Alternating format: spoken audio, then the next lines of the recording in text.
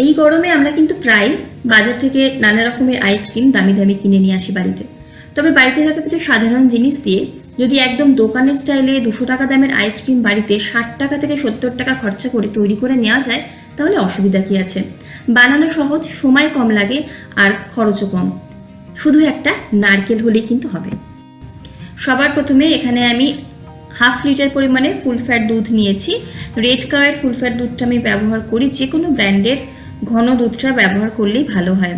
দুধটা প্রথমে medium to high ফ্লেমে জাল দিয়ে নেব। আর দুধটা জাল দেওয়ার আগে একটু জল দিয়ে নিয়েছিলাম এই পাত্রটাতে। দুধটা জাল হয়ে গেলে এখানে 2 টেবিল চামচ বেশ উঁচু করেই গুঁড়ো দুধ নিচ্ছি। যে গুঁড়ো দুধটা আমরা চায়ের জন্য ব্যবহার করি সেটাই নিচ্ছি। ভালো মতো মিশিয়ে নিচ্ছি। গুঁড়ো দুধ ব্যবহার করলে দুধটা ঘন তাড়াতাড়ি হয়, স্বাদ ভালো হয় আর পরিমাণও কিন্তু বেশি হয়। এর মধ্যে দিয়ে দিচ্ছি 1/4 কাপ পরিমাণে চিনি। নারকেল যেমন মিষ্টি হবে সেই আন্দাজে চিনিটা দিতে হবে। আমি যে নারকেলটা ব্যবহার করব বেশ মিষ্টি, তাই চিনিটা 1/4 কাপ দিচ্ছি। চিনিটা মিশে গেলে এই লিকুইড দুধটা কিছুটা পাতলা হয়ে যাবে। আর 2 থেকে 3 মিনিট মিডিয়াম ফ্লেমে রেখে অনবরত নাড়াচাড়া করবো আর সাইডের মালাইটা নিতে থাকবো। নিয়ে দুধটাকে ঘন করে নেবো একদম।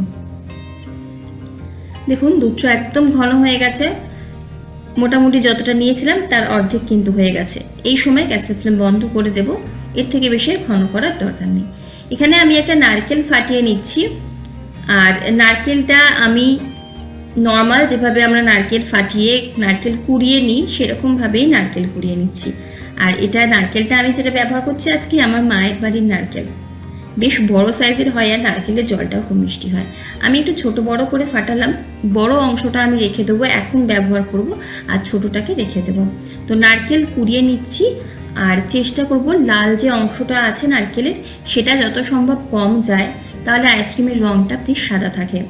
নারকেলটা এখানে কোরানো হয়ে গেছে। আর যে দুধটাকে ঘন করে রেখেছিলাম বা ক্ষীর বানিয়ে রেখেছিলাম সেটাও কিন্তু একদম ঠান্ডা হয়ে গেছে। একদম ঠান্ডা হওয়ার পর মিক্সির একটা জার নিচ্ছি, তার মধ্যেই ঘন করে রাখা ক্ষীর বলুন, মালাই বলুন বা দুধ বলুন সেটা নিলাম। এর মধ্যেই যে নারকেলটা কুড়িয়ে রাখলাম সেটা সম্পূর্ণটাই নিয়ে নিচ্ছি। ফ্লেভারের জন্য নারকেল যেহেতু, সাথে 1/4 চা চামচ পরিমাণে এলাচের গুঁড়ো ব্যবহার করতে পারেন। তবে আমি কোনো ফ্লেভার দিচ্ছি না, কারণ এইটা এমনি খেতে ভালো লাগে। এবারে আমাদের একদম মসৃণ করে পেস্ট তৈরি করে নিতে হবে।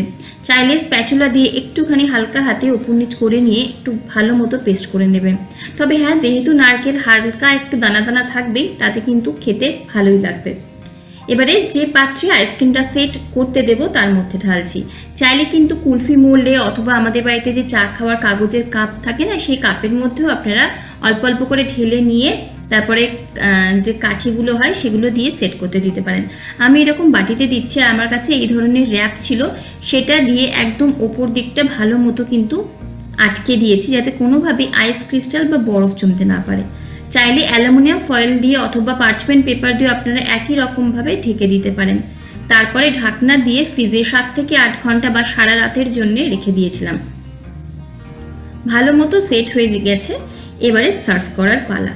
এভাবে যদি আইসক্রিম সেট করতে দেওয়া হয়, আমি যেমন র্যাপটা দিয়েছি তার বদলে বাটার পেপার অথবা পার্চমেন্ট পেপারও কেটে ঠিক ওপরটার দিকটা দিতে পারেন, তাহলে কিন্তু ক্রিস্টাল ফর্ম বা বরফ অতটা বেশি জমতে পারে না। দেখুন বেশ ক্রিমের মতোই কিন্তু হয়। এবারে সার্ভ করার পালা। চামচ হোক অথবা আইসক্রিমের স্কুপার হোক, যেটা দিয়ে ইচ্ছা হোক, কেটে কেটে নিয়ে একটা বাটির মধ্যে বা পাত্রের মধ্যে নিয়ে সার্ভ করব।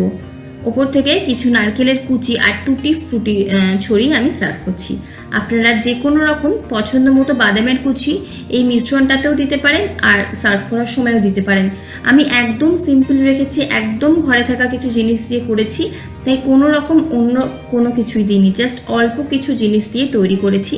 এই গরমের হাত থেকে রেহাই পেতে অল্প জিনিসে এই স্বাদের আইসক্রিম কিন্তু অবশ্যই একবার বানিয়ে দেখবেন, খেতে কিন্তু দারুণ হয়। একদম নরম এই আইসক্রিম মুখে দিলেই মিলিয়ে যায়। ভিডিওগুলো কেমন লাগছে অবশ্যই জানাবেন। আপনাদের কমেন্টে আমি উৎসাহিত হব নিত্য নতুন ভিডিও আপনাদের কাছে নিয়ে আসার। আর ভালো লাগলে লাইক, কমেন্ট আর সাবস্ক্রাইব করে পাশে থাকার অনুরোধ থাকবে। আজ এই অবধি দেখা হচ্ছে পরের ভিডিওতে। ভালো থাকুন, সুস্থ থাকুন।